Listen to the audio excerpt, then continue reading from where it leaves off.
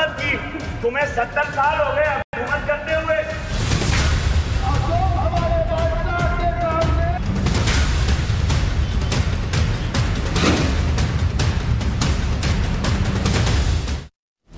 नमस्कार, देश के पसंदीदा डिबेट शो राष्ट्रवाद में आपका स्वागत। मैं हूं सुशांत सिन्हा। राष्ट्रवाद यानी देश से बढ़कर कुछ नहीं। और आज जब बात देश की, तो सवाल इस बात का कि क्या हिंदुस्तान का मुसलमान खुद को मुगलों का वंशज मानता है? क्या टीवी डिबेट में गंगा जमुनी तहजीब और हिंदू मुसलमान भाई भाई की बात करने वाले कट्टरवादी मुसलमानों की भीड़ देखकर अपना रंग बदल देते हैं? ये सवाल आज इसलिए अहम है क्योंकि हिंदुस्तान में हिंदुओं को खुलेआम मंच से गाली दी जा रही है। गाली देने वाले खुद को मुगलों का वंशज बता रहे हैं।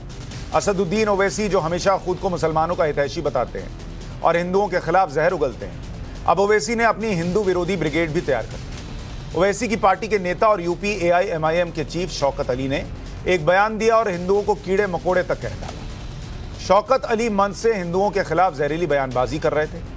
कह रहे थे कि उनके पूर्वज यानी मुगलों ने भारत में 800 से भी ज्यादा साल राज किया।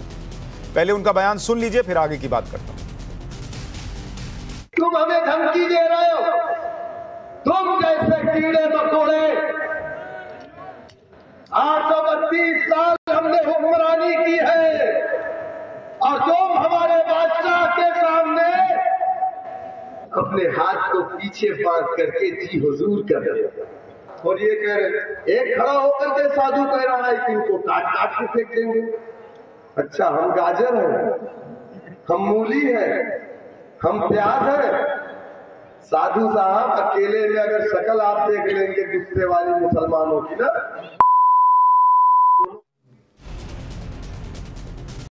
और ये पहला मौका नहीं था कि इस तरह का बयान हो। मुगलों के वंशज होने की बात, हिंदुओं पर राज करने की बात, तुम तो पीछे हाथ करके खड़े रहते थे, वगैरह वगैरह, ये जो थॉट प्रोसेस है, ये पहली बार नहीं दिख रहा। और सवाल है कि क्या ओवैसी मुगलों को अपना वंशज को अब खुद को मुगलों का वंशज मानते हैं क्या? और अगर मानते हैं तो खुलकर बोलें। एक तरफ ओवैसी बार बार कहते हैं भारत के मुसलमानों का मुगलों से कोई रिश्ता नहीं, दूसरी तरफ उनकी पार्टी से भी बयान आता है कि हमारे वंशजों ने इस देश पर राज किया। ओवैसी का मकसद हिंदुओं को भड़काने का ही रहा है अक्सर। ओवैसी की पार्टी नहीं, हमारे देश में कई ऐसे कट्टरवादी हैं जो बार बार भारत में यह जताने की कोशिश करते हैं कि वो मुगलों के वंशज हैं। ऐसा ही एक बयान जो कुछ महीने पहले आया था, वो भी आपको सुनवा देता हूं। हमने इस मुल्क पर 800 साल हुकूमत की। तुम्हें 70 साल हो गए हुकूमत करते हुए।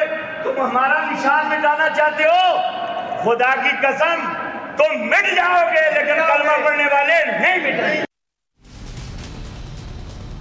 क्या भारत के मुसलमान भी मानते हैं कि उनके वंशज मुगल थे, या फिर उनका सोचना कुछ और है? क्या भारत का मुसलमान मुगलों को आक्रांता मानता है? इस पर आज बहस करूं, उससे पहले अकबरुद्दीन ओवैसी के हिंदू विरोधी बयान भी आपको सुनाना चाहता हूं, जो उन्होंने 2012 में दिए, जिसमें वो 15 मिनट पुलिस हटाने जैसी बातें करते थे। हिंदुस्तान, हम 25 कौड़ है ना, तुम 100 कौड़ है ना, ठीक है? तुम तो हमारे से इतने ज्यादा है। 15 मिनट के लिए पुलिस को हटा लो, बता लेंगे किसमें हिम्मत है, कौन ताकतवर है। बात बात पर मुगलों का गुणगान करने वाले, जिन्ना का महिमा मंडन करने वाले और हिंदुओं को गाली देने वालों को यह बात जान लेनी चाहिए कि पाकिस्तान बनाने वाले मोहम्मद अली जिन्ना का परिवार भी हिंदू ही था। जिन्ना के दादाजी का नाम प्रेमजी भाई मेघजी ठक्कर था और जिन्ना का जन्म गुजरात के पनेली गांव में हिंदू परिवार में हुआ था। जिन्ना के पिता का नाम पुंजालाल ठक्कर था। मछली कारोबार के बाद जिन्ना के पिता ने धर्म बदला, चारों बेटों का नाम बदलकर जिन्ना किया। और बार बार जब हिंदुस्तान की बात होती है, तो भाई हिंदुस्तान के जो मुसलमान हैं उनके लिए जमीन उतनी ही अहम है जितनी हिंदुओं के लिए। ये कुछ लोग जो लेकर आते हैं कि मुसलमान जो हैं वो मुगलों के वंशज हैं, हिंदुओं पर राज किया, ये जो सोच दिखती है, आज इस पर चर्चा करनी जरूरी है। और कुछ सवाल हैं कि क्या भारत का मुसलमान मुगलों का वंशज खुद को मानता है?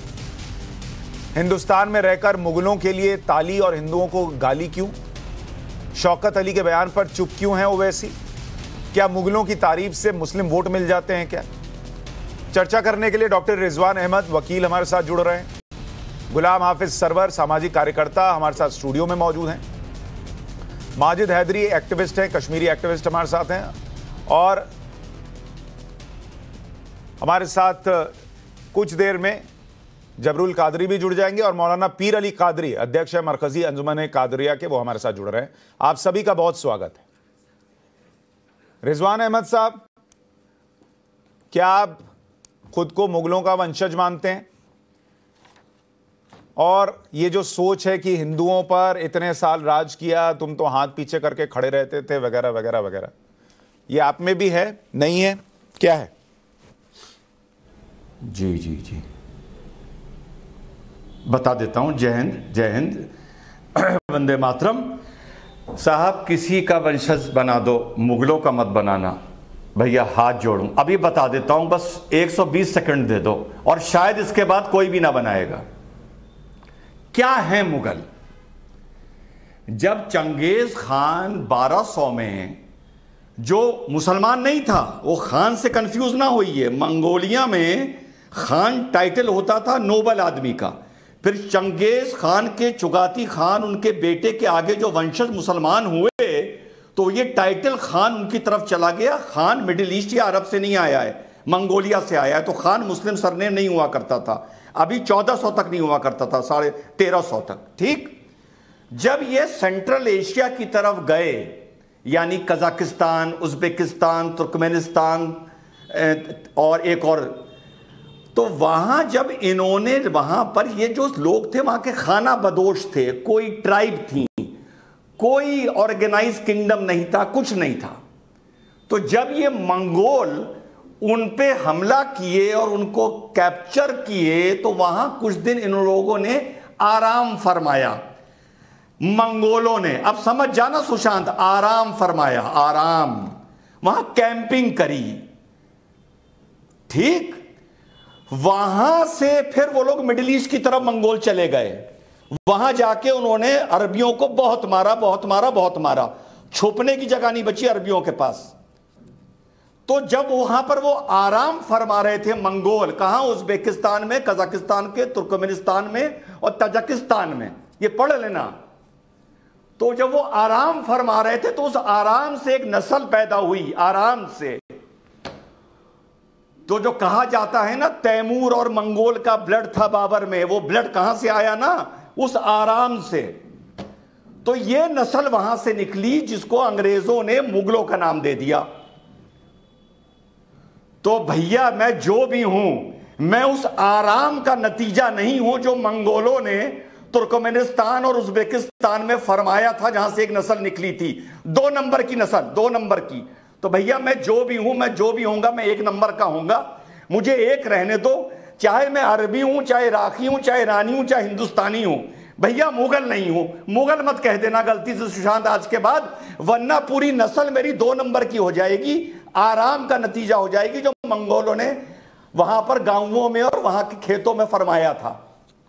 ठीक, ठीक है। और ये जो बाबर महाबुज़दिल, फरगना से मारे, बहुत पढ़ा है इसको सुशांत मैंने, फरगना से मार के भगाया गया, समरकंद से मार के भगाया गया। जब समरकंद से मार के भगाया गया, तो पता है अपनी जान बचाने के लिए शाबिया खान को क्या दिया था? खानजादा अपनी बहन दी थी कि रख लो इसको साल भर के लिए। ये है मुगल। फिर इस्माइल शाह ने, जो पर्शिया का राजा था, उसने इसकी बहन छीनी शाबिया खान से और इस बुज़दिल को दी लाकर कि ये तेरी बहन है, उसके हरम से लेके आ रहा हूं। ठीक है, फिर आप इस पे डिटेल में और जाऊंगा, एक इनिशियल कमेंट ले लूं। फिर इसके पास पहुंच गए। ठीक है, एक इनिशियल कमेंट ले लूं। आपके हिसाब से मुगलों से भारतीय मुसलमान का कोई कनेक्ट नहीं है, ठीक है? आप तो भैया मिला के मुगल नहीं है, हाथ जोड़े। ठीक है, ठीक है, आप मुगल नहीं, मुगल नहीं है, ठीक है, मैं मान गया। माजिद हैदरी साहब, आपके हिसाब से क्या आप मुगलों के वंशज हैं? ये मुगलों के वंशज की बात, हिंदुओं पर इतने साल राज किया, ये बात कहां से आती है? आपको समझ में आता है? सुशांत भाई, हमारी देश में एक बहुत बड़ी मिसाल दी जाती है, कहावत है, कहां सलीम का रुतबा, कहां अनारकली।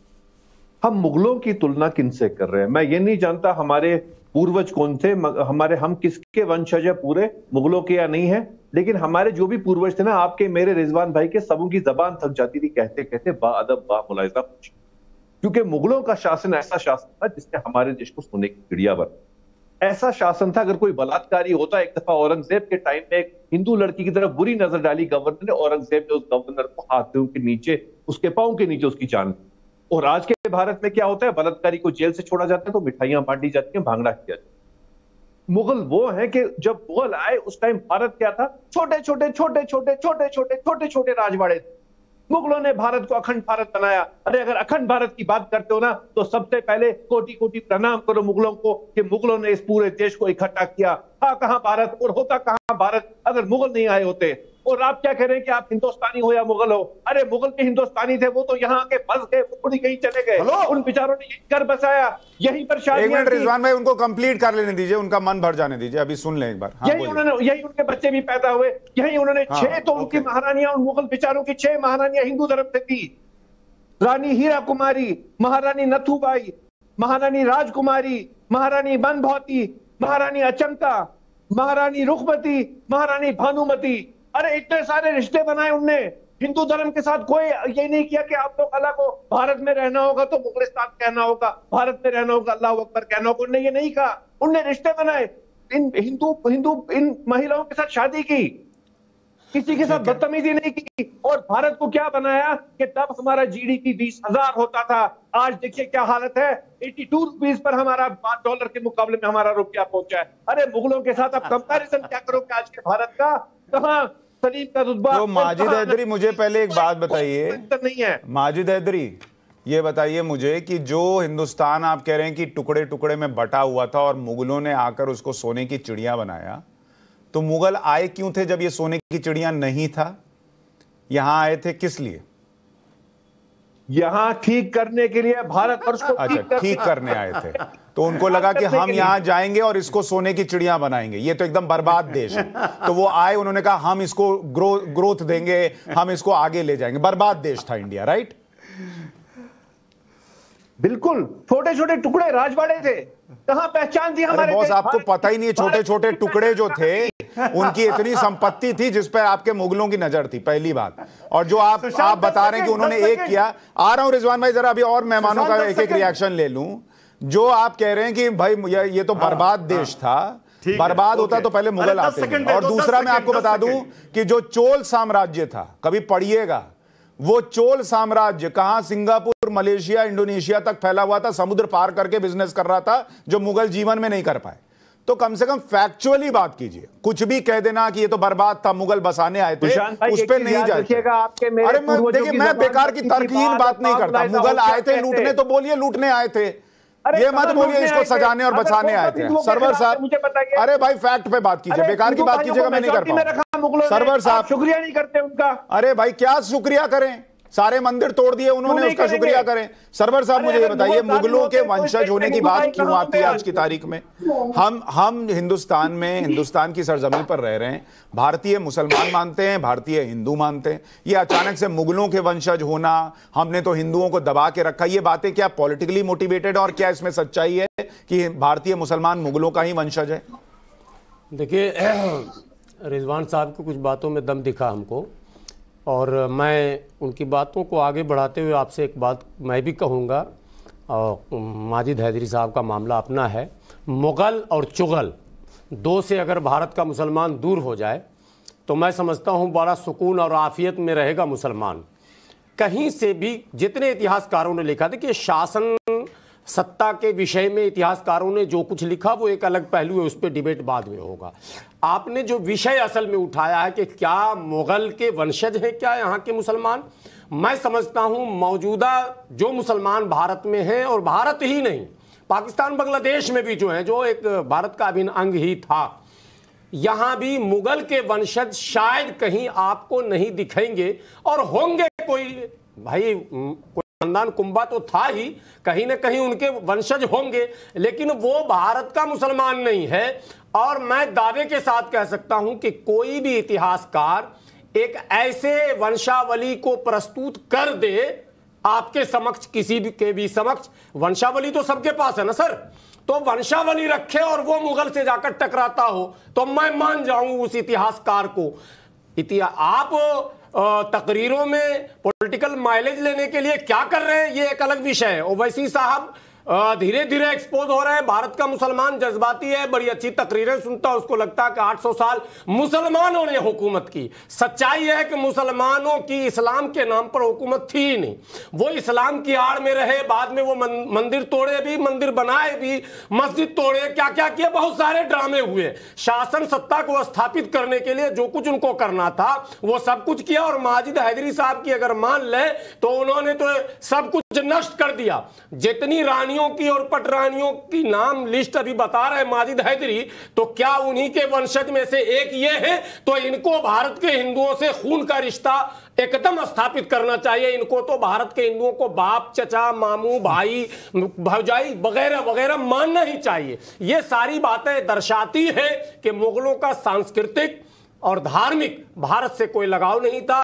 भारत के संस्कृति को भी कहीं न कहीं प्रभावित किया है और मजहबी कैरेक्टर को बिगाड़ा है। ये मैं बोलता हूं, अगर किसी में दम नहीं है। इस्लाम की शक्ल को बिगाड़ने का सबसे बड़ा काम अगर किसी ने किया है तो इन्हीं आक्रांताओं ने, जो आए दूसरी जगह। लेकिन एक बात मुझे बताइए, इससे पहले कि मैं कादरी साहब के पास जाऊं, मुझे एक चीज बताइए, अगर मुगलों के वंशज भारत के मुसलमान नहीं हैं तो ये जो नेता इस्तेमाल कर रहे हैं इस बात को, उनको इस बात का कॉन्फिडेंस कहां से आता है कि मैं जब बोलूंगा कि हम मुगलों के वंशज हैं, हमने 800 साल हिंदुओं पर राज किया, तो उधर से ताली आएगी, उधर से गाली नहीं आएगी? देखिए, कुछ चीज़ों को बहुत समझना ज़रूरी होता है। एक आम सामान्य हिंदुओं में जब बीच में बैठकर शिवाजी के विषय में कहा जाता है तो उसे लगता है कि एक महान माने हमारे पूर्वजों का जिक्र हो रहा है, तो वो ऑटोमेटिकली जो है ना उस वाहवाही में लग जाता है। शायद सामान्य मुसलमानों को यही लगता है कि शिवाजी के अगेंस्ट औरंगजेब थे और टक्कर हुआ और औरंगजेब हावी हो गए या पूरा विस्तार कर दिया, तो औरंगजेब हमारे। लेकिन इसका मतलब सरवर साहब, एक बात तो है कि ये जो आम मुसलमान उन रैलियों में खड़ा है, जितना भी हो, 50 हो, 100 हो, 200, 5000 हो, 1 लाख हो, उसको, उसकी साइकी में ये बात उसको सुकून देती है, खुशी देती है कि हमने हिंदुओं पर राज किया। सर, खास मुसलमानों में जब हमारे टीवी डिबेट में बैठे लोग गर्व के साथ कह रहे हैं, शिजरा पेश कर रहे हैं कि हम मुगल के कसीदे जो अभी पढ़े गए आपके सामने चैनल पर, तो इससे अंदाजा लगाइए कि जब खास का ये हाल है तो आम का क्या हाल होगा। इसलिए इतिहास पर खुले मन से मौलाना पीर अली कादरी साहब, क्या आप मुगलों के वंशज हैं? इसका जवाब आप भी दें। और दूसरा कि क्या ये जो सोच है, साइकी है, उसको नेता इस्तेमाल कर रहे हैं कि मुसलमान को ये बात पसंद आती है कि मुसलमानों ने राज किया हिंदुओं पर? देखिए सुशांत जी, सबसे पहली बात तो जो है, ना मुगल के हम वंशज है, ना मुगलों से हमारा कोई ताल्लुक है।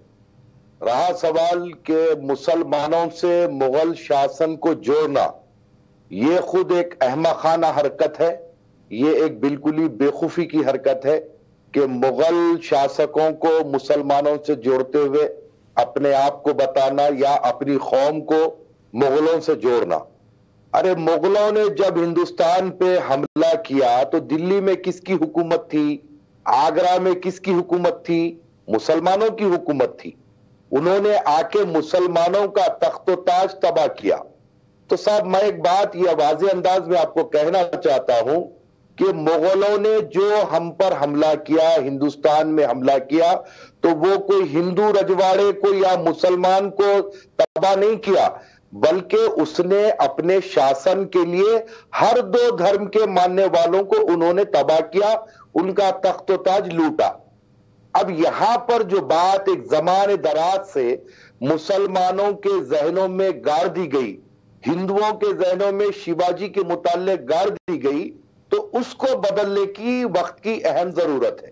देखिए साहब, हम एक भारतीय है और हम हिंदुस्तानी हैं, इस पे हमें गर्व होना चाहिए। मुगलों से हमें क्या ताल्लुक? रहा सवाल कि जितनी बड़ी बड़ी इमारतें हिंदुस्तान में है, उन्होंने अपने शासन के दौर में बनाई, तो वो कोई अपना जाती पैसा लाकर नहीं बनाए, भारत के पैसे से भारत का विकास। पर वो माजिद हैदरी को बताइए ना सर, वो माजिद हैदरी को लगता है इंडिया बर्बाद था, ये मुगलों ने आकर बसा दिया। समझाइए उनको, हिस्ट्री पढ़े। मैं ये बात बड़े ही क्लियर अंदाज में कहना चाह रहा हूं कि मुगल जहां पर सिर्फ शासन करने आए थे और इस्लाम की छवि को उन्होंने बिगाड़ा, क्योंकि इस्लाम किसी भी गैर जरूरी कोई बेखुसूर आदमी पर हमला करने की कभी तायद नहीं करता। इस्लाम की तारीख उठाकर देखिए, जहां पर जुल्म हुआ तो वहां पर जाकर मदद की गई, चाहे वो किसी भी मजहब का हो। चलिए ठीक है, मैं इस पर आऊंगा। मुझे अभी तक देखिए पैनल में 5 मुसलमान बैठे हैं, उसमें से 4 में बात हो गई, 3 तो मुगलों के वंशज नहीं है, माजिद हैदरी अकेले होंगे। अभी जबरुल कादरी साहब जुड़ गए हैं। जबरुल कादरी साहब, आप मुगलों के वंशज हैं क्या? अच्छा, बिस्मिल्लाहिर्रहमानिर्रहीम। आवाज पहुंच रही है आप तक? नहीं, बहुत दूर तक पहुंच रही है। अरे बहुत दूर तक, तो आज ताजमहल गिर जाएगा। तो मैं ये अर्ज कर रहा था, देखिए कोई किसी की मुआफकत करे या ना करे, हिमायत करे या ना करे, मुखालफत करे या ना करे, हमारा अपना जाती और अपना दिली फैसला ये है, हम हिंदुस्तानी थे, हिंदुस्तानी हैं और इंशाअल्लाह हिंदुस्तानी रहेंगे। हमारे आबा व अजदाद ने इस्लाम कबूल करके मुसलमान रहे, अब हम मुसलमान होने पर हमको फ़ख्र व गर्व हासिल है। अब जो इसके खिलाफ कौन आया, कौन से मुगल आए, उन्होंने कितना किया क्या नहीं किया, हमें उनसे कोई गर्ज़ो कायत नहीं। अब हमें यह देखना है कि मौजूदा दौर में 2022 में हमें कैसे अपनी तामीर करनी है, कैसे तरक्की करनी है, कैसे फसादात को रोकना है, कैसे झगड़ों को रोकना है, कैसे अमन करना है, कैसे माओ बहनों को पढ़ाना है, बेटों को तरक्की करके पहला जो हिंदुस्तान था आज ही उसी हिंदुस्तान पर हमको लाना है। और अपने अंदर तो कादरी साहब, आपका मुगलों से कनेक्ट नहीं है जी? मुगलों से कोई कनेक्ट नहीं है। अरे मुगल थे ही का, वो तो हिंदुस्तान के बाहर के थे। हम लोग तो हिंदुस्तानी हैं। एकदम ताजमहल गिरा दिया आपने, यहीं जीते यहीं रहते, गिरा दिया आपने ताजमहल आज। बहुत बढ़िया। मुझे अब पैनल में एक चीज क्लियर है। अब मैं अपने दूसरे हिस्से पर आता हूं डिबेट के जी। पैनल में 5 मुसलमान, 4 का मुगलों से कोई कनेक्ट नहीं, एक ये माजिद हैदरी को छोड़कर जो अपना सिर पीट रहे हैं। पीटने दीजिए, अच्छी बात है। लेकिन अब मुझे रिजवान अहमद ये को दे दिया जाए। हाँ, रिजवान अहमद मुझे ये बताइए कि अगर ये 5 में से 4 मुसलमान यानी 80% भारत का मुसलमान खुद को मुगलों से कनेक्ट नहीं पाता, तो ये जो ताली बजा रहा है वहां रैली में सुनकर, वो कौन सा मुसलमान है? उसके दिमाग में कैसे है कि वो मुगलों का वंशज है? दूसरी बात, हाँ रुकिए, अभी पूछेंगे। अभी आप मुगलों के वंशज हैं, अभी आपके दिन खत्म है, तो आपको डिबेट में साइड लगा दिया गया है। अभी हम हिंदुस्तानी मुसलमानों से बात कर रहे हैं, मुगलों वाले मुसलमान से बाद में बात करेंगे। रिजवान अहमद, मुझे ये बताइए, वो ताली मारने वाले कौन से मुसलमान हैं जो आ रहे हैं? उनको कैसे खुशी हो रही है? और क्या ये फर्क है कि लोग टीवी पे कुछ बोलते हैं और वहां जाकर मुगलों के वंशज बन जाते हैं? ये भी हो सकता है क्या?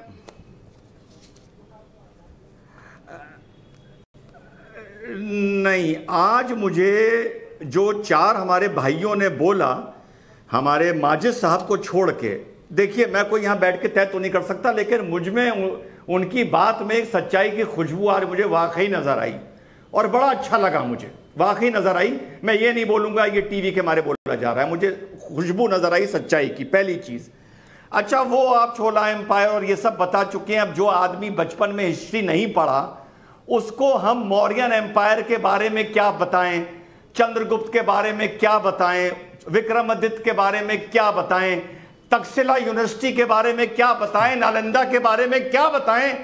ये सारी तब की चीजें हैं। अरे भाई, हिंदुस्तान में मुगल छोड़ो, जब कुरान पाक की पहली आयत नहीं आई थी, आयत, तब हिंदुस्तान में तक्षशिला यूनिवर्सिटी थी और नालंदा थी। तो सोच समझ के बोला करो क्या बोल रहे हो, पहली बात। दूसरी बात, आपने ये बोला कि ऐसे नेता बोलते क्यों हैं, बड़ा आसान तरीके से बताऊंगा।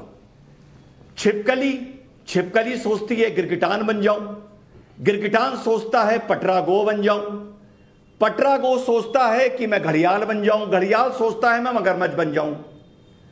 तो ये जो नेता हैं, इनको इतना तो पता चल गया है पिछले 5-7 साल में कि अगर तुम ओवैसी भाइयों की तरह बकवास किए जाओगे तो कहीं ना कहीं ये देश, ये मीडिया तुम्हारा संज्ञान लेगा।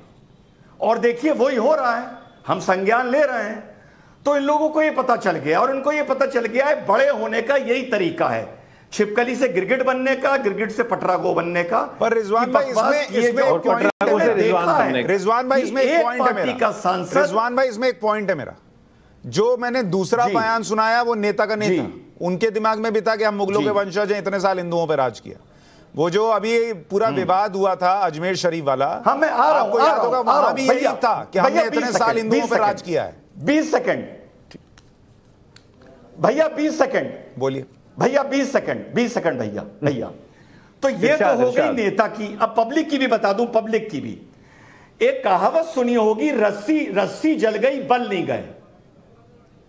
ये वो केस है, क्योंकि हमारे पास कुछ अब बोलने को दुनिया में और देश में नहीं है।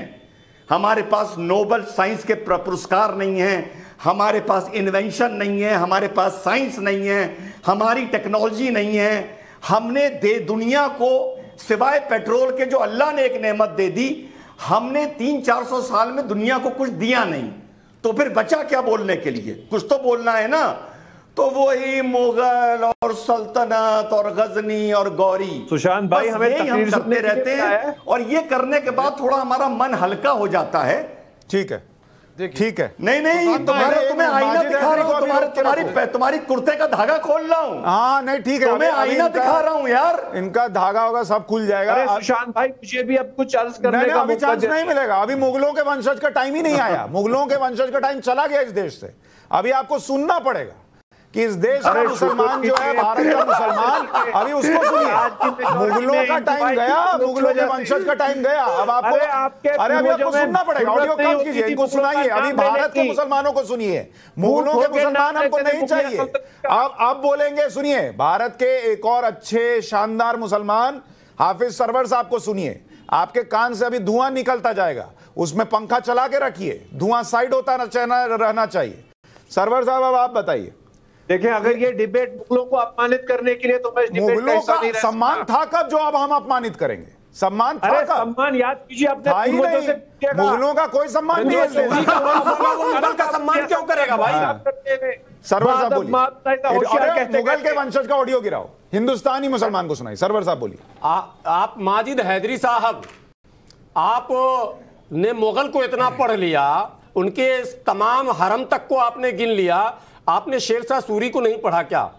शेरशाह सूरी की लड़ाई किससे हुई थी? किसको मार के भगाया था? ईरान तक भाग के चला गया वो, और फिर शेरशाह सूरी के जिंदा रहने तक लौटकर नहीं आया। जी। एक मिनट रुके। किसकी बात हो रही है? शेरशाह सूरी की बात हो रही है। कितना हिस्ट्री पढ़े सुने। माजिद हैदरी, किसकी बात हो रही है? किसको मार के भगाया? सूरी ने किसको खदेड़ा? ऑडियो दीजिए इनका।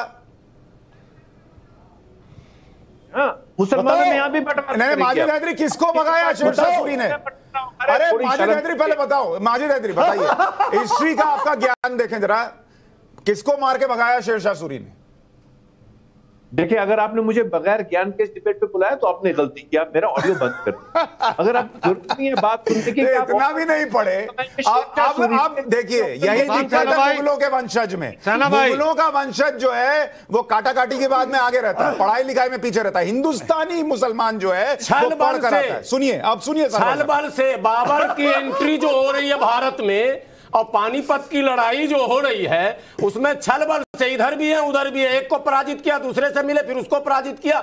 ये आप उसको मुसलमान कैसे मान रहे हैं? यही ताज्जुब है हमें आपके ज्ञान पर कि साहब बाबर ने कितना छल बल किया और आया किसी और काम के लिए और रह गया कोई कुछ और करने, और उसके बाद कोशिश की, उसको आप छल बल कहते हैं? मेरे हिंदू भाई अगर आज मेजोरिटी में, तो मुगलों की वजह से। हाँ। तो गर्व महसूस करता हूं मुगलिया सल्तनत पे, मैं तो गर्व महसूस करता हूं। तो मुगल आया था हिंदुओं पर शासन करने, गर्व महसूस इस्लाम की तरफ से इस्लाम लेकर आया करता हूं कि कभी मेरा देश भी सोने की चिड़िया लेकर आया था। क्या किसकी वजह से? बाबर को कुरान की एक आयत का पता था क्या? महसूस कीजिए। लेकिन आज क्योंकि 2014 के बाद सरकार बदल गई, इसलिए आपकी लड़ाई किससे हुई पहले? ये गिरगिट जो बैठे हैं ना रिजवान साहब, इनके पूर्वजों की जबान बाबर की लड़ाई किससे हुई पहले? करते करते उनको नहीं पता। पानीपत में पहली लड़ाई किससे हुई? उनको एक्सपोज ना कीजिए, चुरान दीजिए। माजिद हैदरी, मुझे ये बताइए। अरे 150 करोड़ आज भी ताजमहल के लिए मुगलों का ताजमहल तो आपके नाम। मैं आज से, सुशांत जी आपको याद होगा एक डिबेट में मैंने कहा था, आपने कहा अच्छा थूकने दीजिए, मैंने कहा था शायद आपको याद हो। तब मैं एक बात अभी आपने कही इसलिए मैं कह रहा हूं, आपने कहा कि मुसलमानों की भीड़ में बदल जाते हैं क्या टीवी पर बैठने वाले?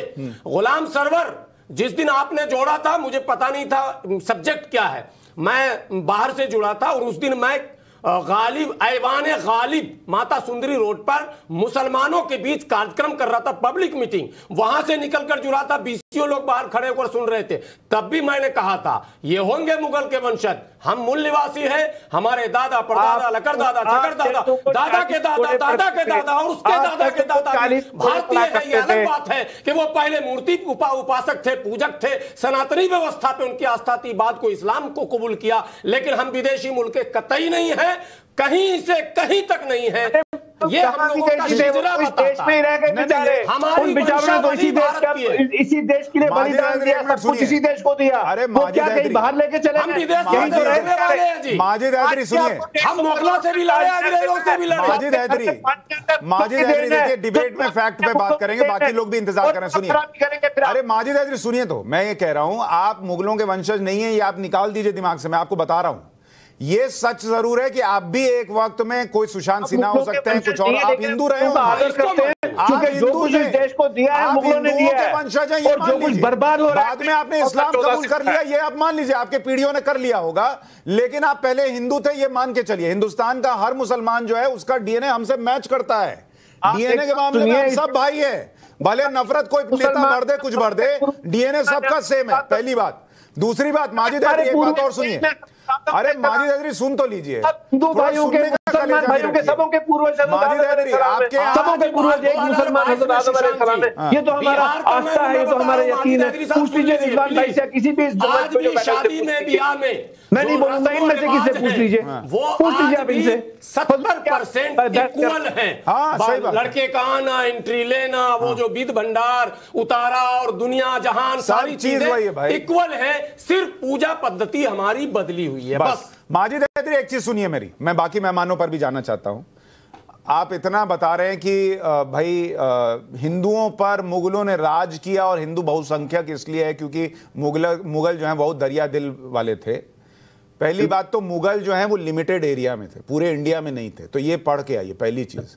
दूसरी बात, और हिंदू राजाओं का शासन कहां कहां था ये पढ़ के आइए। तीसरी बात कि आप जिस कश्मीर में बैठे हैं वहां के राजा हरि सिंह, उनके रहते कश्मीर में मुसलमान मेजॉरिटी में है ना, है कि नहीं है? सुशांत भाई आप बड़े पत्रकार हैं, 150 करोड़ आज भी ताजमहल इस देश को देता है। उस 150 करोड़ में हिंदू भाई के घर कोई कमीशन इनका सेट कीजिए 150 करोड़ में कुछ भाई के घर में भी सड़क जाती है। तो आज भी हम नमक खाते हैं मुगलों का, मगर नमक हरामी बड़े खुले आम यहाँ पे अश्लीलता के साथ करते हैं रिजवान भाई जैसे लोग। कितनी नमक हरामी आती है। इस्लाम से मोहब्बत है, ताजमहल से, ये भी नहीं समझ में बात आ रही है। मैंने हम मुगलों का खाते हैं भाई, ये आपका ताजमहल जो मुगलों ने बनाया वो खाने के लिए थोड़ी रखा है, खाने के लिए थोड़ी रखा है भाई। इतनी दिक्कत भाई, भारत इस भुखमरी में नहीं है कि ताजमहल से पैसे से चल रहा है। तोड़ दीजिए ताजमहल, लाल किला क्यों नहीं गए? पूरा है मुगलों के बगैर, हमारी आजादी अधूरी है मुगलों के बगैर। रिजवान भाई आ रहा हूं, 100 एकड़ में आपने मजार बना लिया। देखिए आप मुगलों के वंश, स्वतंत्रता दिवस भी लाल किले से बनाते हैं, शाहजहां के लाल किले से। पूरे भारत में सिर्फ दरगाह मजार ही बना है, चाहे हुमायूं का मकबरा हो या फिर अकबर का हो या शाहजहां का हो या औरंगजेब का हो। मौलाना पीर कादरी साहब, आप बताइए ऐसे लोगों का क्या कीजिएगा जो मानने को तैयार नहीं है, जिनको जो ये गिना रहे हैं कि ताजमहल के पैसे से हिंदुस्तान चल रहा, बताइए इनका क्या कीजिएगा? देखिए सुशांत जी, मेरे अपने नजदीक और मैं जिस तरीके से एक पथ पर हूं और मुसलमान की जो हमदर्दी अपने मुल्क में चाहता हूं, मुसलमानों का फ्यूचर ब्राइट हो, मैं ये चाहता हूं। और बहुत सारे लोगों को इस बात से तकलीफ भी हो रही है क्योंकि हम वो दौर से मुसलमानों को बाहर लाना चाह रहे हैं जो ज़बान दराज से मुसलमानों के ज़हन गुमान में जो चीज भर दी गई। मैं आपके चैनल के माध्यम से हिंदुस्तान के तमाम मुसलमानों को, युवाओं को ये बात कहना चाहता हूं कि मुगल जो हिंदुस्तान आए थे, कोई वो इस्लाम के प्रचार के लिए नहीं आए थे, ना उनके हाथ में कुरान थी, ना तो वो ला इलाहा इल्लल्लाह मुहम्मद रसूलुल्लाह का झंडा लेकर आए थे। वो शासन के लिए आए थे। हिंदुस्तान की दौलत पे उनकी नजर थी, हिंदुस्तान के जितने भी बड़े बड़े चीजें थी उन तमाम पर उनकी नजर थी। इस्लाम के लिए अगर तो हिंदुस्तान आए, इस्लाम का अगर किसी ने प्रचार किया तो वो गरीब नवाज ने किया, जिनके हाथ में कोई तलवार नहीं थी, जिसके हाथ में कोई तीर धनुष नहीं था। तो इस्लाम का जो प्रचार किया वो गरीब नवाज ने किया। ये जो लोग आए शासन के लिए आए, हुकूमत के लिए आए। जिस तरीके से आज आप देखते हैं हिंदुस्तान में कि जहां कहीं अपनी सियासी रोटियां सेकनी होती है तो मजहब को लाया जाता है, मजहब की बात की जाती है, तो वही अंदाज में मुगल भी आए थे। लेकिन ये हमारी बदबख्ती है भाई, मैं तो ये डिबेट ही इसलिए रख रहा हूं कि हम और डिबेट में दो भाग रखे, एक भारत का मुसलमान, मस्जिद मुगल ने बनवाई थी, भारत का मुसलमान और मुगलों वाला मुसलमान, क्योंकि भारत का मुसलमान आपको इस पैनल में दिख रहा है और मुगल वाला मुसलमान कैसा होता है वो माजिद हैदरी में दिख रहा है।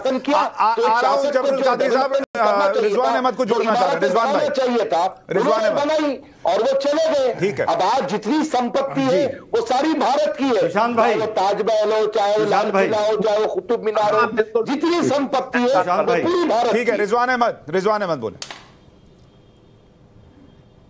सुशांत भाई जी, सुशांत भाई, हमारे भारत में कुछ नहीं था, भूखा नंगा देश था।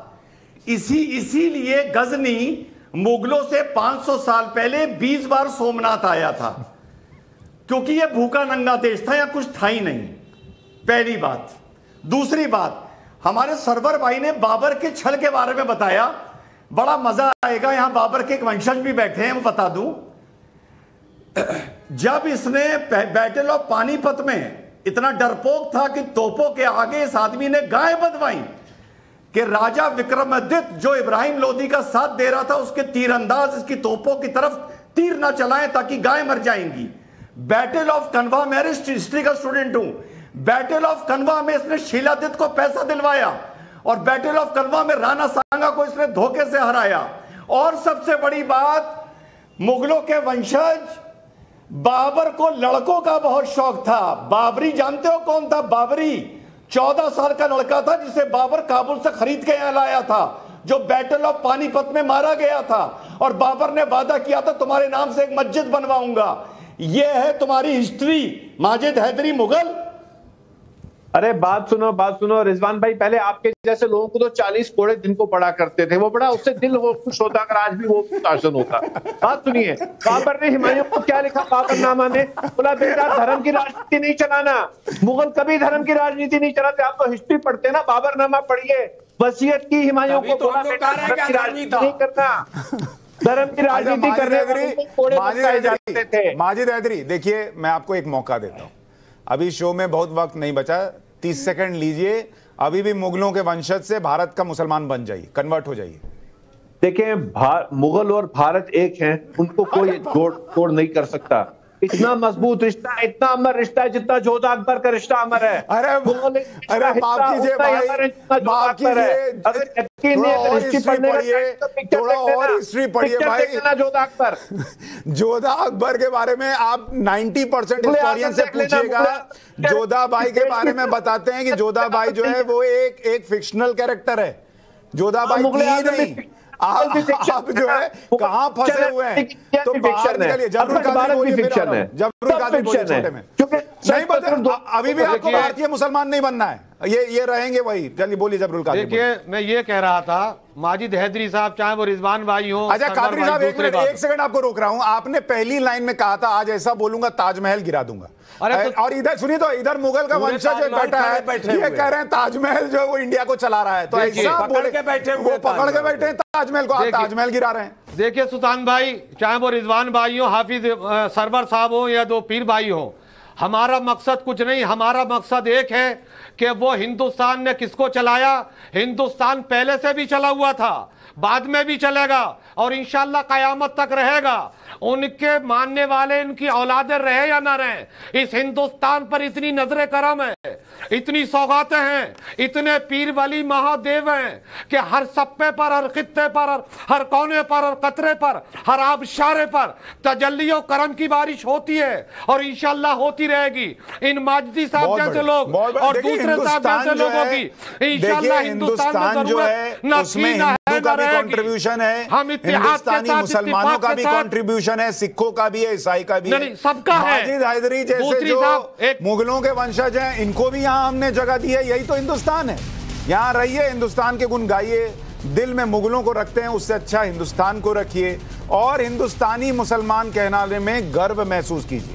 जो कहे कि मुगलों के वंशज हैं, उस पर ताली मत मारिए, उसको पलट के पूछिए कि भाई हम हिंदुस्तानी मुसलमान हैं, ये बात करो। आपको बदनाम करने की कोशिश की जा रही है, इस चीज से निकलिए, इसलिए आज ये डिबेट की। बहुत शुक्रिया आप सभी मेहमानों का जुड़ने के लिए। एक छोटा सा ब्रेक ले रहा हूं।